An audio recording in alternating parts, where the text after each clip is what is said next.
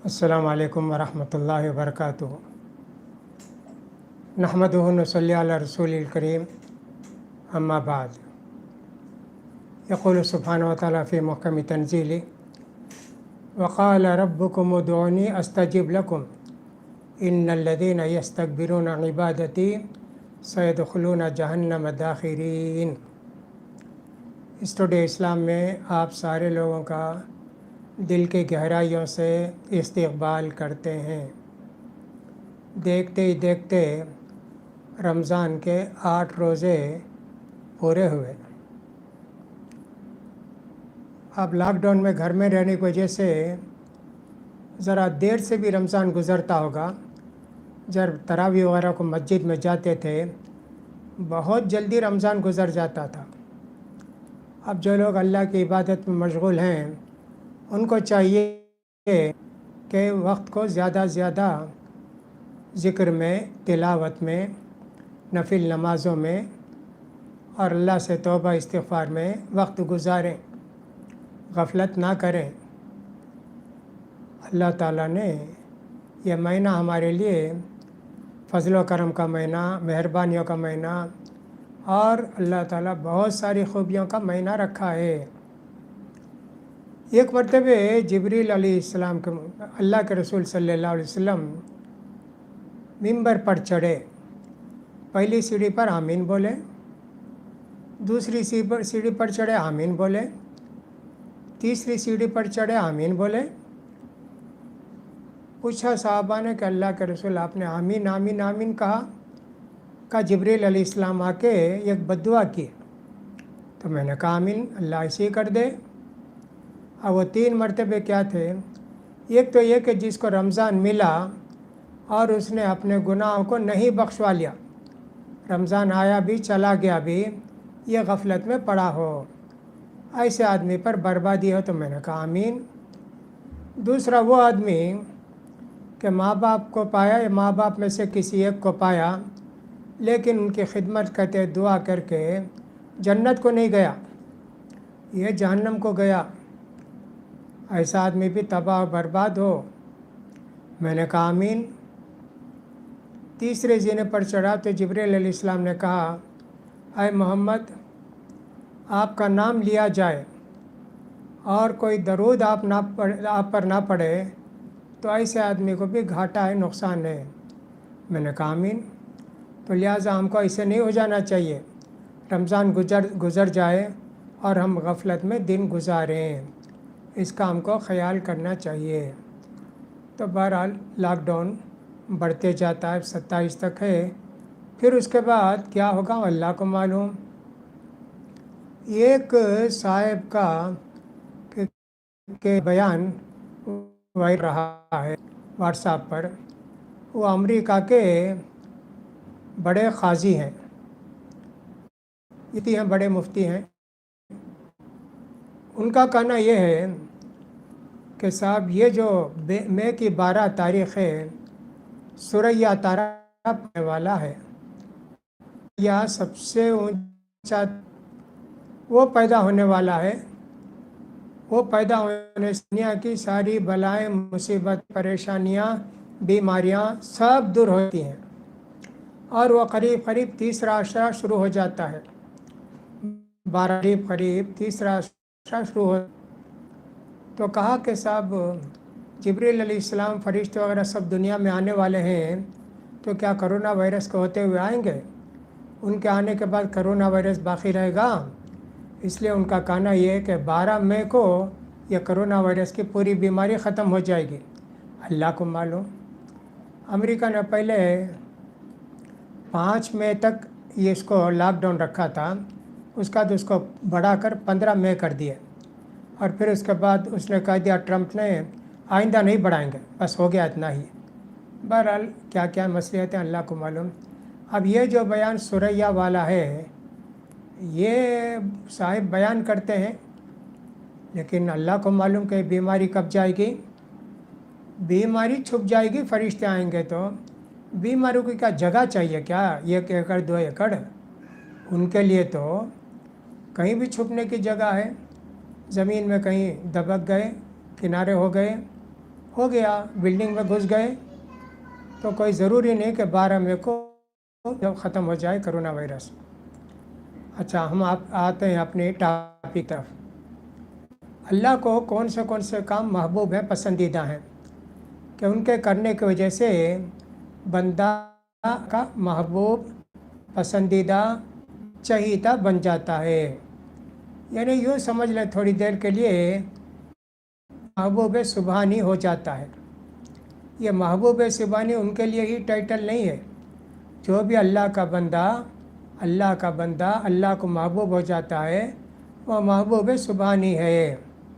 سورہ یونس کے اندر اللہ نے فرمایا الا ان اولیاء اللہ لا خوف علیہم ولا هم یحزنون الذین آمنوا وکانوا یتقون۔ دیکھو، اولیاء اللہ پر دنیا میں کوئی رنج نہیں، آخرت میں کوئی غم نہیں۔ کون ہے اولیاء اللہ؟ کہا کہ ایمان لا کے تقوی کی زندگی گزارنے والے۔ تو لہٰذا جو بھی ایمان لا کر تقوی کی زندگی گزاریں گے وہ سب محبوب بن جائیں گے۔ اب کیا کیا کام ہے شریعت میں جس کے کرنے سے اللہ تعالی ہم سے محبت کرے گا، ہم اللہ کے محبوب بندے بن جائیں گے؟ کئی باتوں کا ہم نے ذکر کیا۔ آج جس بات کو ذکر کرنا چاہتے ہیں وہ ہے کہ اللہ دعا کرنے والوں کو بہت چاہتا ہے۔ ساری عبادتیں اللہ نے ہم پر فرض کی ہیں، ان عبادتوں کو بجا لا کے اللہ کے محبوب بن جائیں، چہیتے بن جائیں، جنت کے وارث بن جائیں۔ تو لہٰذا عبادتوں کا مقصد یہ ہے۔ اور دعا کے تعلق سے اللہ کے رسول صلی اللہ علیہ وسلم نے فرمایا الدعاء مخ العبادہ، ساری عبادتوں کا مغز جو ہے وہ دعا ہے۔ معلوم یہ ہوا کہ دعا بہت بڑی عبادت ہے، اور اسی لیے اس دعا کے اندر شیطان نے لوگوں کو بہکا کے شرک پر آمادہ کیا۔ بہت سارے لوگ شرک کرتے ہیں دعا میں، اس کی بھی تفصیل ہم بتائیں گے۔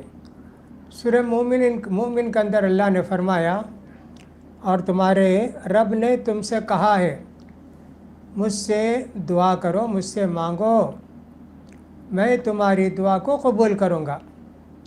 جو لوگ میری عبادت سے تکبر اختیار کرتے ہیں ایسے لوگ جہنم کو جائیں گے ذلیل اور خوار ہو کر۔ تو معلوم یہ ہوا کہ دعا کرنے والے محبوب، دعا نہیں کرنے والے اللہ کے مبغوض، اللہ کی ان پر لعنت ہوتی ہے۔ تو دیکھیے دعا اللہ کو کتنی پیاری ہے۔ نبی کریم صلی اللہ علیہ وسلم نے فرمایا، ابو ہریرہ رضی اللہ تعالیٰ عنہ کی روایت ہے ترمذی کے اندر، لیس شیء اکرم علی اللہ من الدعاء، اللہ کو دعا سے زیادہ کوئی عبادت پسند نہیں ہے۔ یعنی سب سے زیادہ پسندیدہ عبادت اللہ کو دعا ہے۔ لہٰذا رمضان کا مہینہ دعا کا مہینہ ہے، آپ زیادہ سے زیادہ دعا کریں گے۔ دعا کا مطلب بہت سارا ہے، ذکر کو بھی دعا کہتے ہیں۔ تو کیسی دعا؟ اگر آپ کو دعائیں یاد نہیں ہیں تو بڑا اچھا مہینہ ہے، لاک ڈاؤن کے دن ہیں، کوئی بھی دعا کی کتاب خریدیے اور دعائیں یاد کیجیے۔ سوتے وقت کیا دعا، جاگتے وقت کیا دعا، مسجد کو گئے تو کیا دعا، لیٹرین کو گئے تو کیا دعا، باہر آئے تو کیا دعا، گھر سے باہر گئے تو کیا دعا، گھر کے اندر آئے تو کیا دعا، ایسی دعائیں یاد کیجیے۔ ان دعاؤں سے اللہ کی وحدانیت ہمارے دل میں آ جاتی ہے، اور اللہ کو ہم گویا دیکھ کر بول رہے ہیں اللہ ایسا کر، اللہ ایسا کر، اس لیے کہ گویا اللہ کو ہم دیکھ رہے ہیں، اللہ مجھے بچا، اللہ کو بلا رہے ہیں نا۔ تو اس لیے دعا اللہ کو بہت زیادہ پسند ہے۔ سورہ بقرہ کے اندر اللہ نے کہا وَإِذَا سَأَلَكَ عِبَادِي عَنِّي فَإِنِّي قَرِيبٌ أُجِيبُ دَعْوَةَ الدَّاعِينَ فَلْيَسْتَجِيبُوا لِي أُجِيبُ دَعْوَةَ الدَّاعِ إِذَا دَعَانِ فَلْيَسْتَجِيبُوا لِي وَلْيُؤْمِنُوا بِي لَعَلَّهُمْ يَرْشُدُونَ۔ اے محمد صلی اللہ علیہ وسلم، اگر میرے بندے آپ سے سوال کریں کہ اللہ کے متعلق کہ اللہ تعالیٰ کہاں ہے، بتا دو میں بالکل قریب ہوں۔ دور ہے تو زور سے بولنا پڑے گا۔ اللہ ساتویں آسمان کے اوپر عرش کے اوپر ہے، لیکن ہم اللہ تعالیٰ کی کا علم اور اس کی قدرت اور اس کے سننا دیکھنا ہماری شہرک سے بھی قریب ہے، تو اس لیے اللہ کہتا ہے کہ میں بالکل قریب ہوں، اگر یہ لوگ دعا کریں گے تو میں ان کی دعا کو قبول کروں گا، لیکن شرط یہ ہے کہ میری باتوں پر عمل کریں اور مجھ پر پکا یقین رکھیں، جب چل کر میں ان کی دعا کو قبول کروں گا۔ تو لہٰذا الدعاء هو العبادہ، اور دوسری اس میں آیا کہ الدعاء مخ العبادہ، یہ حدیث صحیح نہیں ہے لیکن لوگ ذکر کرتے ہیں اس کو، الدعاء هو العبادہ، یہ صحیح حدیث ہے۔ اللہ نے ہم کو بھی کہا، اپنے رسول کے بھی کہا، اور یہ کہا دیکھو ایسی چیز کو مدد کے لیے نہ پکارو کہ جو چیز تم کو نہ نقصان پہنچا سکتی ہے نہ نفع دے سکتی ہے، وَلَا تَدْعُ مِن دُونِ اللَّهِ مَا لَا يَنفَعُكَ وَلَا تَدْعُ مِن دُونِ اللَّهِ مَا لَا يَنفَعُكَ وَلَا يَضُرُّكَ، ہرگز ایسے اللہ سے دعا نہ کرو۔ اللہ کون ہے؟ ایک ہی اللہ ہے، الہ کا مطلب ہے معبود، یعنی ایسے آدمی سے، ایسی ہستی سے، ہستی کیا ہے؟ یعنی کوئی جو چیز موجود ہے، کوئی درخت کو پکار رہا ہے اور کوئی جو ہے کسی درگاہ کے پاس جا کے پکار رہا ہے، کہا نہیں یہ آپ کو نقصان بھی نہ پہنچا سکتے اور آپ کو فائدہ بھی نہیں دے سکتے۔ دعا اللہ سے ڈائریکٹ مانگنا ہے، کسی وسیلے کی ضرورت نہیں، کسی واسطے کی ضرورت نہیں، کسی بزرگ کے وسیلے کی ضرورت نہیں، ڈائریکٹ اللہ سے دعا کرنا ہے۔ اسی لیے اللہ تعالیٰ نے کہا ادعونی، مجھ سے دعا کرو، یہ کہا اللہ تعالیٰ نے، یہ نہیں کہا کہ مجھے واسطے سے بلاؤ۔ یہ دنیا کے اندر کچھ جاہل لوگ ہیں تھے، بھائی اللہ کے ساتھ، اللہ کے پاس ڈائریکٹ کیسے بولیں گے؟ ایک بادشاہ کے پاس جانا ہے تو پہلے سیکریٹری کو پکڑنا، پھر اس کا وزیر کو پکڑنا، وہ وزیر جا کے سفارش کرے گا بادشاہ سے فلاں آدمی ملنا چاہتے ہیں، تو بادشاہ بولے گا بلاؤ۔ کہا دنیا میں ایسے ہے نا، پہلے وہ سمجھے کہ صاحب سیکورٹی کو راضی کرنا، پھر اس کے بعد کوئی آدمی ہوگا تو اس کو راضی کرنا، پھر منسٹر کو، پھر اللہ کو۔ یہ جاہلوں کا کام ہے۔ اللہ تعالیٰ دنیا کے ہر آدمی کی دعا سنتا ہے، ہر آدمی کی پکار سنتا ہے۔ یہ اللہ کا بڑا کرم ہے کہ اللہ تعالیٰ نے ہم کو ڈائریکٹ بلانے کے لیے کہا۔ اسی طرح یہ جاہل کہتے ہیں دیکھو اوپر چڑھنا ہو، پہلے فلور پر چلنا ہو تو اچھل کے جا کے چڑھ جائیں گے، کیا سیڑھی چاہیے نا؟ ویسے ہی اولیاء اللہ جو ہے نا سب سیڑھی ہوتے ہیں، یہ جو دوسرے سب سیڑھی ہوتے ہیں ان سے جا کر ہی ہم لوگ اللہ سے مل سکتے ہیں۔ جاہل ہیں، اللہ کے رسول نے کبھی ایسی دعا نہیں کی، صحابہ میں سے کسی نے ایسی دعا نہیں کی، فلاں کے واسطے سے، فلاں کے وسیلے سے ایسی دعا نہیں کی۔ ایک ضعیف حدیث کا سہارا لے کے موضوع سمجھیے اس کو، یعنی من گھڑت حدیث ہے، یا یوں سمجھیے کہ بہت ہی ویک حدیث ہے، اس کا سہارا لے کے کچھ لوگ یہ کہتے ہیں کہ آدم علیہ السلام کو اللہ نے جنت سے نکال دیا، جنت سے نکالنے کے بعد آدم علیہ السلام دعا کرتے کرتے اوپر دیکھتے تھے، اللہ کا عرش ان کو نظر آیا، عرش کے اندر محمد کا نام تھا، لا الہ الا اللہ محمد رسول اللہ۔ تو آدم علیہ السلام نے محمد صلی اللہ علیہ وسلم کا واسطہ وسیلہ دے کر دعا کیے تو اللہ نے آپ کی توبہ قبول کر لی، گناہ کو معاف کر دیا۔ یہ حدیث ہے بہت ضعیف، بلکہ کچھ علماء نے اس کو من گھڑت موضوع حدیث کہہ دیا۔ تو لہٰذا اس حدیث پر کیسے بھروسہ کر کے کوئی واسطہ دے کر، اللہ کے رسول کا واسطہ، جبریل کا واسطہ، یہ شرک کو پہنچائے گا۔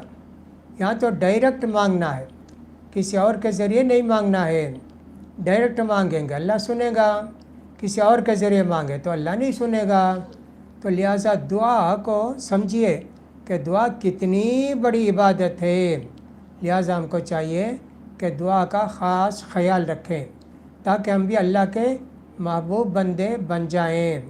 اس لیے اللہ تعالیٰ کے متعلق اللہ کے رسول فرماتے ہیں तिरमिज़ी में एक हदीस है, मल्लम यसअलिल्लाह यग़ज़ब अलैहि। ये जो सूरह मोमिन की आयत हमने बताई ना कि जो लोग मेरी इबादत से तकब्बुर करते हैं ये जहन्नम को जाएंगे, उसी का मतलब ये भी समझिए कि अल्लाह के रसूल क्या कहते हैं, जो आदमी के अल्लाह से मांगता नहीं है अल्लाह को उस पर गुस्सा आता है। अल्लाह ने हमको दुनिया में ऐसा मोहताज बना के रखा है कि अल्लाह की मदद के बग़ैर, उसकी मशीयत और इरादे के बग़ैर ना हमारा हाथ उठ सकता है, ना हमारी आँख खुल सकती है देख सकती है, ना हमारा कान सुन सकता है, ना हम चल सकते हैं, ना खड़े हो सकते हैं, ना बैठ सकते हैं। इसलिए अल्लाह ने हमको अपना मोहताज बना के रखा है और ये अल्लाह की मेहरबानी है। अब जब भी हम अल्लाह अपने आप को मोहताज समझ के अल्लाह से दुआ करेंगे, अल्लाह ताला जन्नत देगा, हर चीज़ पर अल्लाह ताला सवाब देगा। ये अल्लाह का करम है कि अल्लाह ने हमको अपना मोहताज बना के रखा है। इस मोहताजी को समझें, हमेशा अल्लाह से दुआ करते रहें। अल्लाह से दुआ करते करते ऐसे महसूस हो जाता जैसा अल्लाह बाजू ही है। अल्लाह ही को जैसे हम बोलते अल्लाह से, अल्लाह ऐसा कर, अल्लाह तो गया बाजू ही अल्लाह। इतना यकीन हो जाता अल्लाह पर। इसलिए हमको चाहिए कि इन बातों का ख्याल करें। तो रमज़ान का महीना इबादत का महीना है, दुआ का महीना है। खूब दुआ करनी चाहिए, हमेशा दुआ करनी चाहिए। वैसे शब क़दर की भी एक ख़ास दुआ होती है, वो भी शब क़दर में करेंगे, लेकिन सारी दुआ उठा के शब क़दर के लिए मत रखिए। दुनिया में ख़ुद भी दुआएं करते रहिए। रमज़ान का महीना दुआओं का महीना है।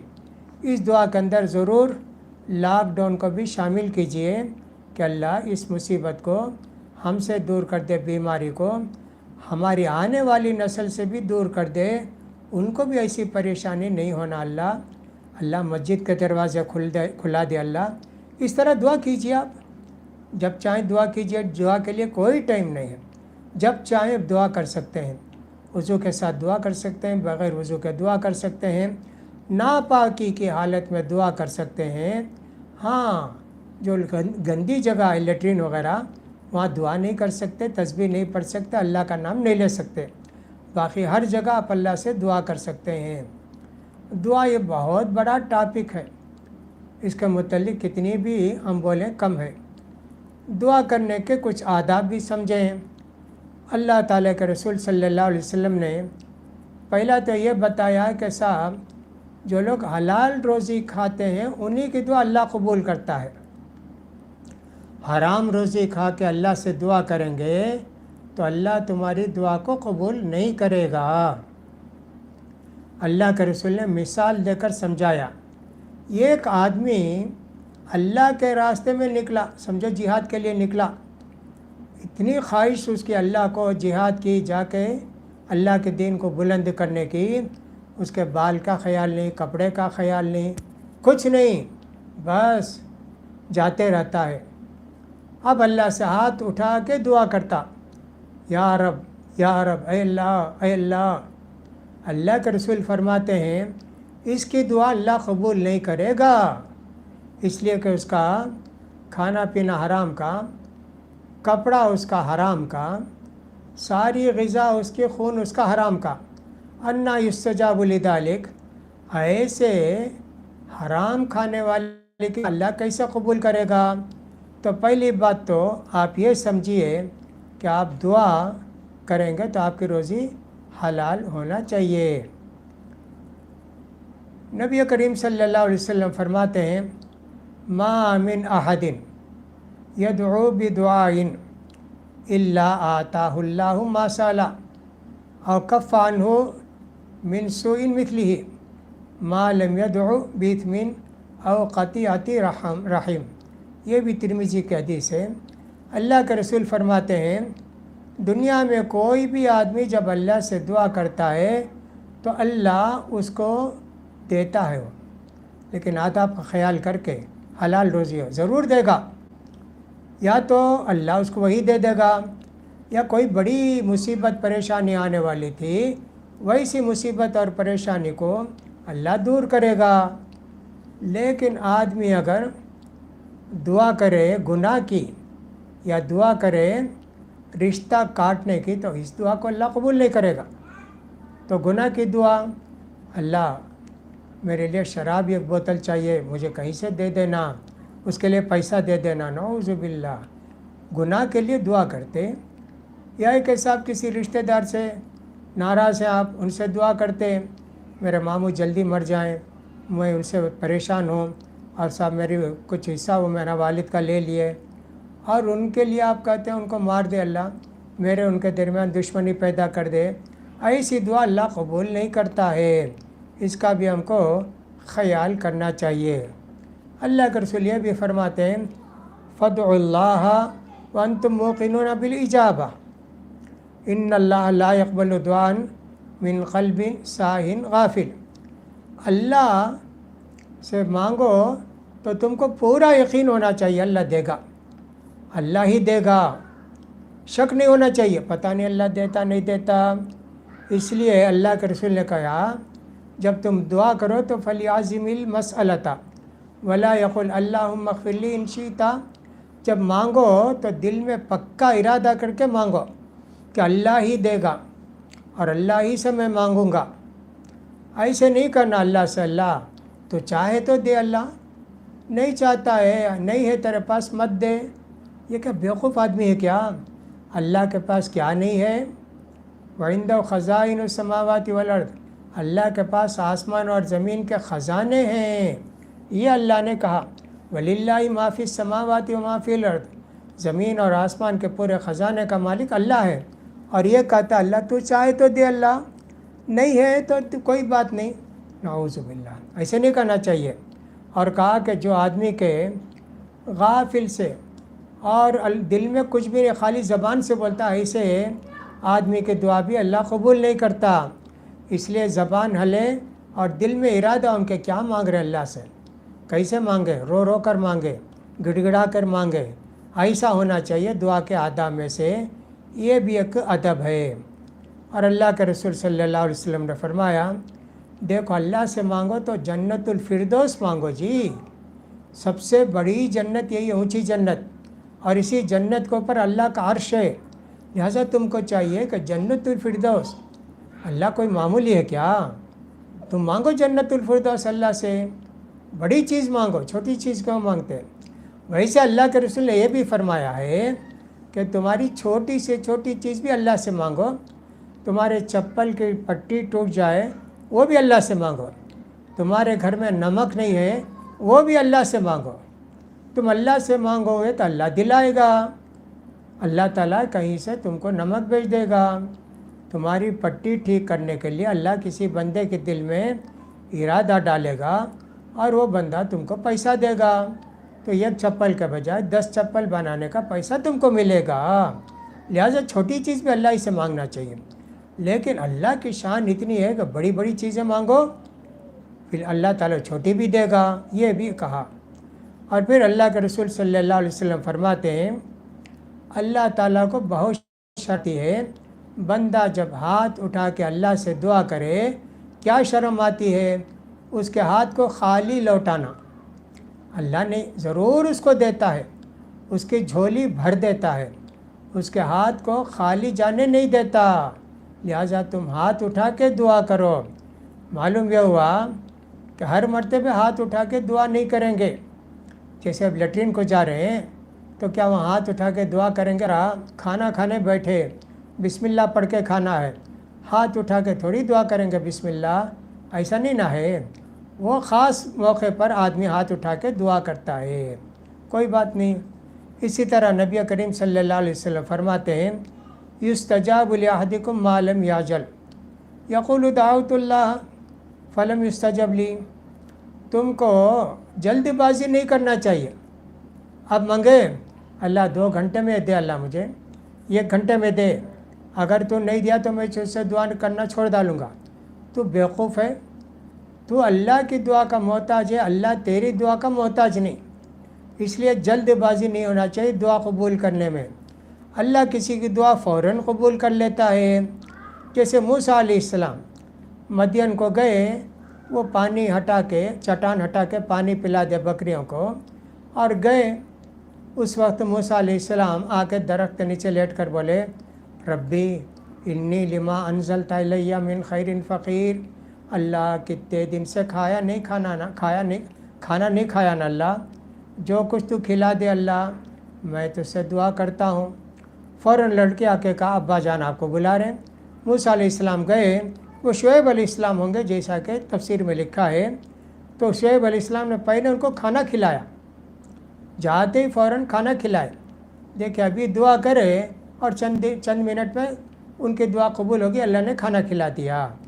تو اللہ تعالیٰ نے ان کو روٹی بھی دے دی، بیوی بھی دے دی۔ بعض انبیاء کتنی دعا کرے، زکریا علیہ السلام کتنی دعا کرے نیک اولاد کے لیے، پتہ نہیں 70-80 سال کے بعد ان کا اولاد ہوئی۔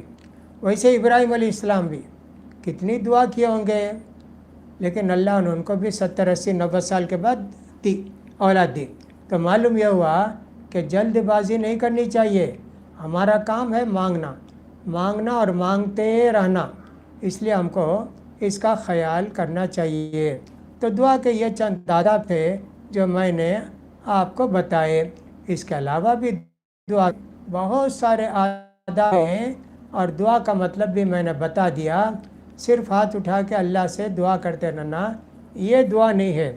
دعا اتنی پیاری عبادت ہے کہ اللہ کو بہت پسند ہے، لیکن لوگوں نے اس عبادت کو غلط راستہ دے دیا۔ نماز پڑھے اور اس کے بعد امام صاحب کچھ بھی کریں، ہاتھ ہم بھی ہاتھ اٹھا دیے، امام صاحب دعا ختم کر دیے، ہم بھی دعا ختم کر دیے، ایسا ہے۔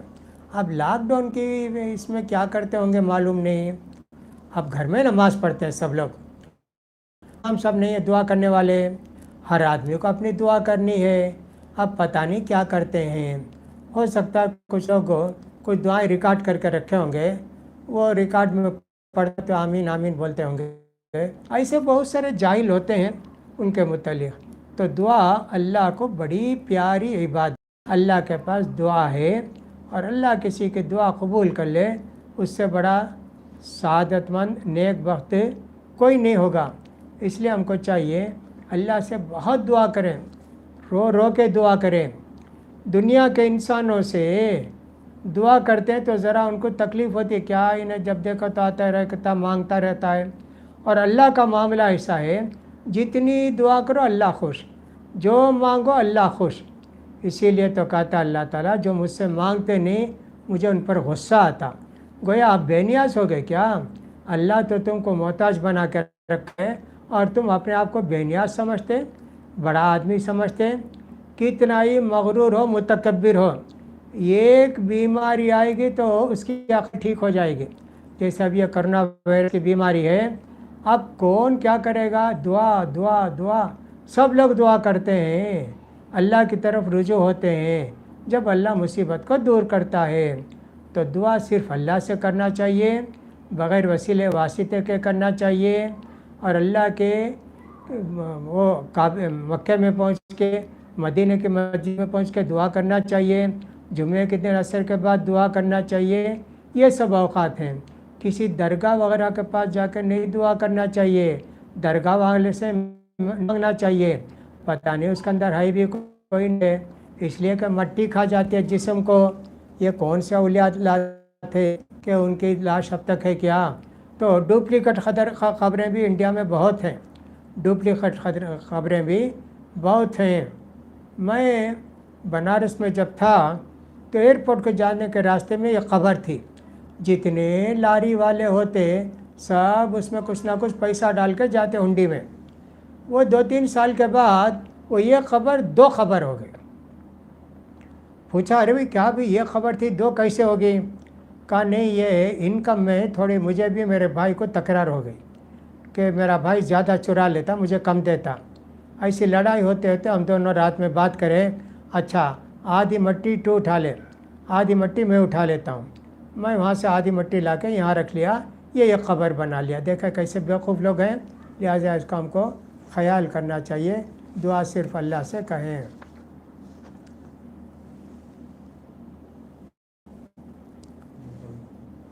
سورہ نحل کی नमल की रहेगी।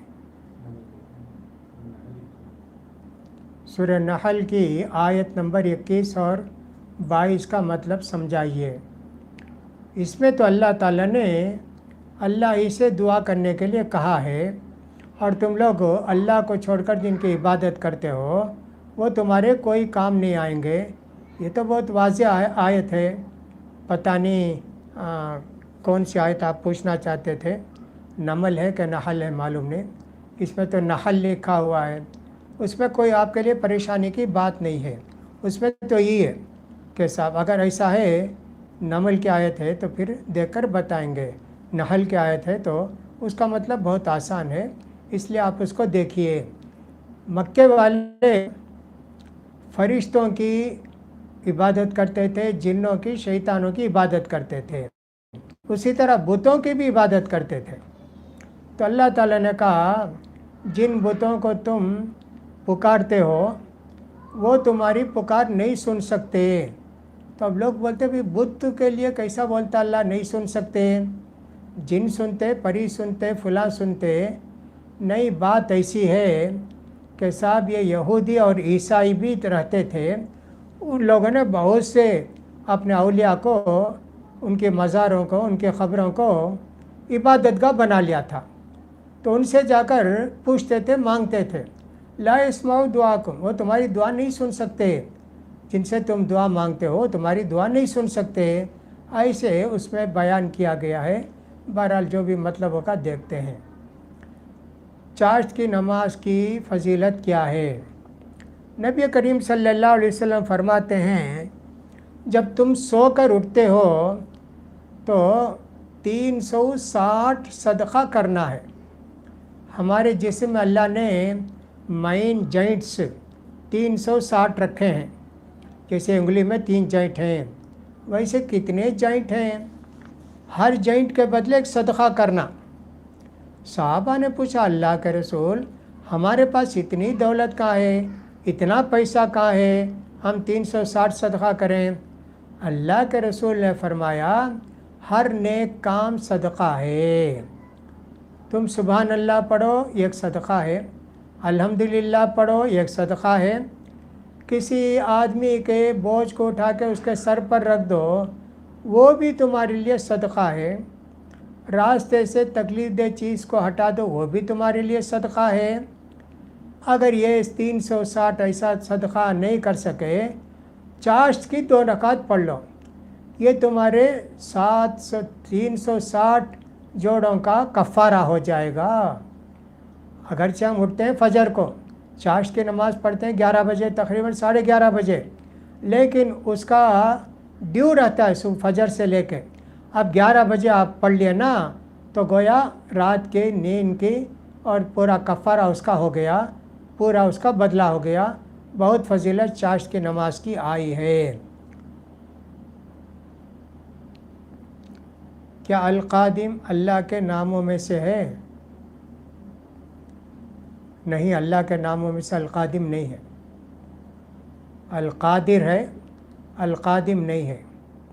अल-क़दीर है, अल-क़ादिर है, अल-क़दीर है, वल-क़ादिरु वहुवा अला कुल्लि शैइन क़दीर।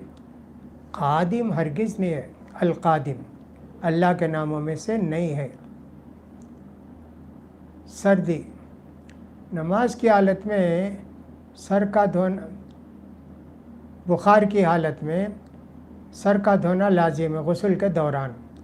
क्या ऑनलाइन अच्छा हो गया?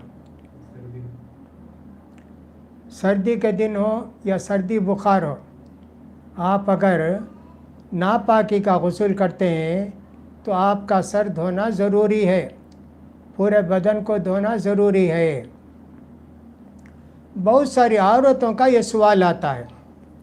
वो सवाल ये है कि शादी के बाद मियाँ बीवी मिलते हैं तो शौहर तो नहा लेते, लेकिन मुझे जो है साइनस की बीमारी है, फुला बीमारी है, मैं जो है सर में पानी डालती हूँ तो मुझे फ़ौरन सर में दर्द, ज़ुकाम और साइनस की वजह से माइग्रेन हो जाता है। क्या क्या सब करती हैं, तो क्या करें हम?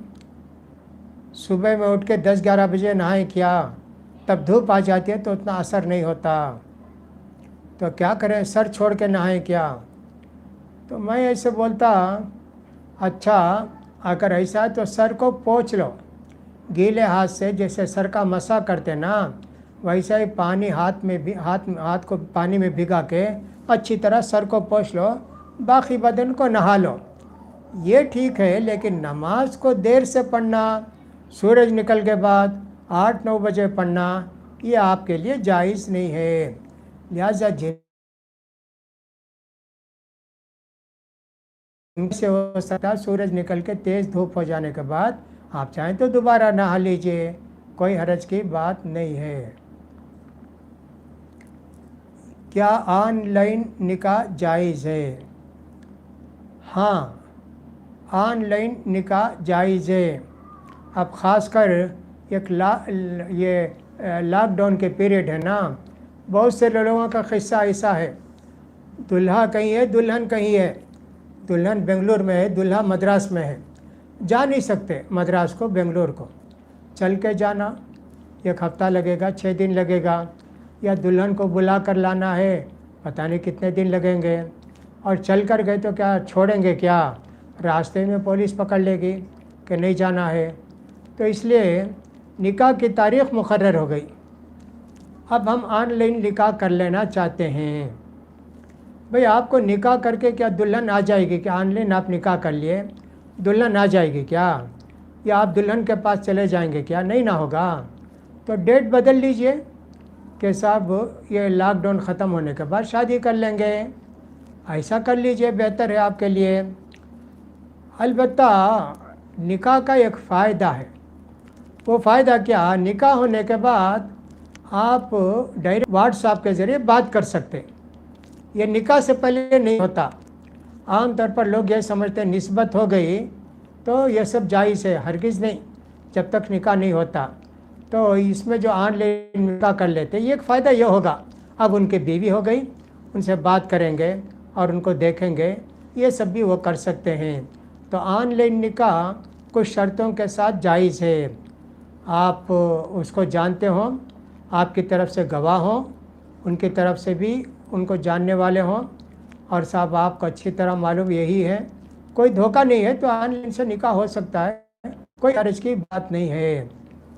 اس لیے کہ طلاق بھی ہو سکتی ہے آن لائن سے نا، کوئی آدمی لکھ کر بھیج دے کہیں سے، دبئی سے، سعودی سے، اپنی بیوی کو میں نے تم کو طلاق دیا، رائٹنگ اس کی معلوم ہے، دستخط ہے، اور 2 آدمی گواہ بھی ہیں، یہ آدمی اپنی بیوی کو ہوش حواس کے ساتھ طلاق دیا، وہ آن لائن سے کم درجہ اس کا ہے، پیپر ہے، لیکن وہ بھی شریعت کے اندر جائز ہے۔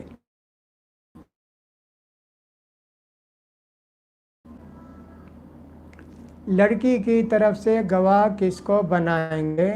گواہ کے لیے خون کا رشتہ لازم ہے۔ لڑکا جو نکاح قبول کرتا اور لڑکی کی طرف سے کسی کہ اس دلہا نے اس لڑکی کے ساتھ اتنے مہر پر نکاح کرنے کو قبول کیا، وہ گواہ ہے۔ البتہ لڑکی کے والد کے پر ضروری ہے کہ لڑکی سے رضامندی لے کر اس کا نکاح مقرر کریں، اس کا رشتہ منظور کریں، تو پوچھنا ضروری ہے۔ تو معلوم یہ ہوا کہ خون کا رشتہ ہو، کسی اور کا رشتہ ہو، کچھ بھی نہ ہو، یہاں تو صرف دین کا رشتہ ہے، کوئی بھی 2 مسلمان گواہ بنے کافی ہے۔ کیا بیڑی سگریٹ کا بیپار جائز ہے؟ نہیں جائز ہے، بیڑی سگریٹ کا بیپار ہرگز جائز نہیں ہے۔ یہ پتہ نہیں کیسے بہت سارے مسلمان بیڑی سگریٹ میں لگ گئے، سگریٹ تو نہیں، البتہ بیڑی میں بہت سارے مسلمان نمازی ہیں، پرہیزگار ہیں، سب ہیں، لیکن بیڑی کا کاروبار کرتے ہیں، یہ بہت بری عادت ہے۔ آج سے 40-50 سال پہلے عربی مدرسے والے چندے کو آتے تھے، سب سے چندہ لیتے، بیڑی والوں سے رات میں جا کے چھپ کر چندہ لے کر آتے، تاکہ لوگوں کو معلوم نہ ہو یہ بیڑی کے پیسے بھی لیتا ہے، بیڑی والے کے پاس بھی جا کر چندہ لیتا ہے۔ ویسا 40 سال پہلے ہوتا تھا، اب تو کچھ بھی نہیں، کون پہلے دیتا، بیڑی والے دیتے کیا سگریٹ والے؟ पहले उन्हीं के पास जाकर यजमान सौकार साहब दीजिए, चंदा उन्हीं से लेते हैं।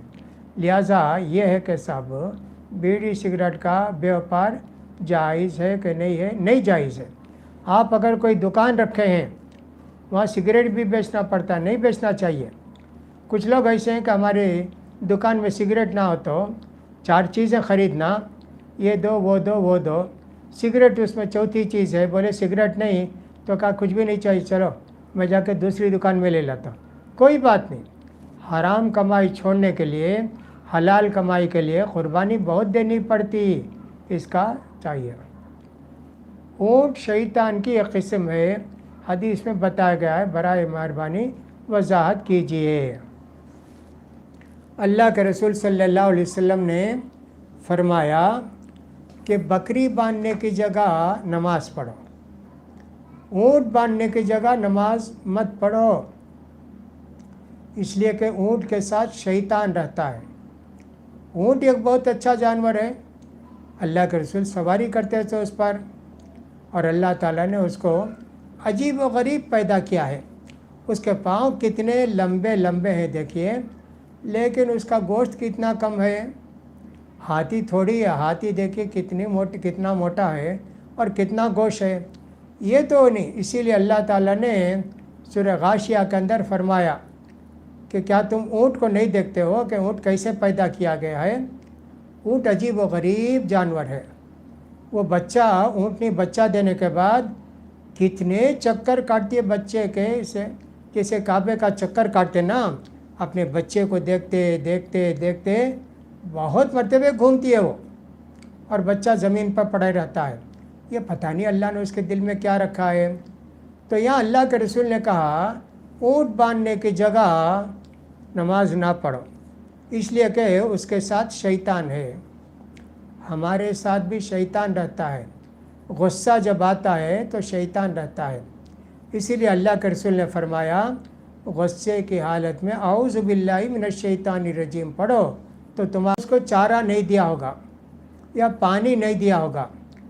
ऊँट देखते रहता है, ये जब सजदे में गया, ऊँट का मुंह भी बड़ा होता है, मुंह खोल के अपनी खोपड़ी पकड़ लेता इंसान की और उसको निकाल लेता। ये शैतान है, इसलिए कहा नहीं पढ़ना चाहिए। ऊँट की बांधने की जगह का मतलब यह कि शैतान उस जगह रहते हैं, और ऊँट भी अगर कोई है तो ज़ाहिर बात है वो तुमको इतनी तकलीफ़ देगा, परेशान करेगा। तो लिहाजा इसको हम समझें। तो शैतान रहता है ऊँट के साथ, और ऊँट शैतान नहीं है, या ऊँट शैतान की एक किस्म नहीं है, बल्कि शैतान ऊँट के साथ रहता है। एक और सवाल यह है कि सलातुत तस्बीह, ख़ास कर रमज़ान के दिनों में सलातुत तस्बीह का सवाल ज़रूर आता है, क्या पढ़ सकते हैं क्या हदीस सही है क्या? कई उलमा ने इसको सही करार दिया है। शेख नासिरुद्दीन अलबानी रहमतुल्लाह अलैह ने भी इसको हसन दर्जे की हदीस करार दिया है। लेकिन बहुत सारे लोग इसको बंडल हदीस कहते हैं, यानी ज़ईफ़ भी नहीं, ज़ईफ़ से भी गई गुजरी हदीस कहते हैं। उसमें एक बहुत पुराने उलमा में से इब्न जौज़ी हैं, वो भी इस तस्बीह को नहीं मानते, सलातुत तस्बीह को। और हालिया दिनों में डॉक्टर ज़ियाउर रहमान आज़मी, उन्होंने भी सलातुत तस्बीह का इनकार किया है। ये नमाज सही हदीस से साबित नहीं है। उनकी जो है हदीस के एक इंसाइक्लोपीडिया है जो 30-32 जिल्दों में है, पूरी जितनी हदीस है उन्होंने इंसाइक्लोपीडिया ना सब जमा कर दिया, और कहीं कहीं किसी हदीस पर कलाम भी करते हैं। तो उनमें से एक हदीस ये भी है सलातुत तस्बीह की, वो कहते हैं इसका सबूत नहीं है, सही हदीस से नहीं पढ़ना चाहिए। तो ये आपके सवालात थे, आप पढ़ना चाहते हैं तो पढ़ दीजिए। अल्लाह ताला ने अपने चचा से कहा अब्बास, क्या मैं तुमको एक ऐसी नमाज ना पढ़ाऊँ कि उसके पढ़ने से तुम्हारे सारे गुनाह माफ़ हो जाएंगे? ये है सलातुत तस्बीह। रोज़ एक बार पढ़ो, नहीं तो हफ्ते में एक मरतबे पढ़ो, नहीं तो महीने में एक मरतबे पढ़ो, नहीं तो साल में एक मरतबे पढ़ो, नहीं तो ज़िंदगी में एक मरतबे पढ़ो। ऐसे अल्फाज हैं। तो कहा ये अल्फाज ख़ुद बताते हैं कि अल्लाह के रसूल ने ऐसे नहीं कहा होगा। और दूसरी बात बहुत सारी चीज़ें और भी हैं, تو صلاۃ التسبیح کا متعلق ہمیشہ اختلاف رہا ہے. آپ چاہتے ہیں تو پڑھیے، کوئی حرج کی بات نہیں ہے. پہلے اس کا طریقہ سیکھیے. سبحان اللہ بحمدہ کتنے مرتبہ کہاں پڑھنا ہے، رکوع میں کتنی بار، سجدے میں کتنے بار، سورہ ختم کرنے کے بعد کتنی مرتبہ، رکوع کو جانے سے پہلے. اس طرح آپ پڑھیں گے 300 تسبیح ہو جائے گی 4 رکعت میں صلاۃ التسبیح کی. اللہ سے دعا ہے کہ اللہ تعالیٰ نماز روزوں کو قبول فرمائے، رمضان خیر و عافیت کے ساتھ گزارے، دنیا کے سارے لوگوں کی اللہ پریشانی کو دور کرے، اور اللہ تعالیٰ جو لوگ اس میں کام کر رہے ہیں آگے بڑھ کر اللہ تعالیٰ ان سب کی خدمات کو قبول فرمائے. وآخر دعوانا الحمدللہ رب العالمین. سبحانک اللہم و بحمدک اشہد ان لا الہ الا انت